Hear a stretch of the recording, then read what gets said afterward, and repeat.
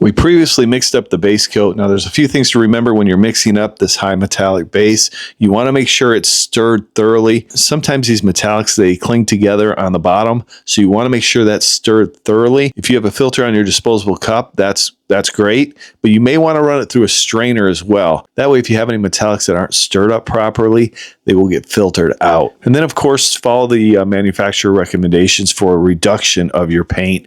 This Nason paint reduces 2 to 1. This is the Nason XL, and it reduces 2 parts paint, 1 part urethane reducer. All right, now let's set up our gun for base coat. We are going to use the Intercraft Drizzle D1 low volume, low pressure paint gun for base. I really like the way this gun sprays base. It's going to use a lot less materials too. We are going to use the Segola for clear coat, but that's going to be next week, and we'll do a whole nother video on that. And I'll also create a PDF file on how to spray clear coat. That's going to be an in-depth video, so don't miss that one. Now, as far as the setup on the gun for a base coat, we're going to use between 15 and 22 PSI for this particular gun. If you're using a different gun, that pressure may be different. As far as the fluid volume, 2 to 3 turns out from close. So we close that fluid volume all the way, and then we open up 2 to 3 turns out.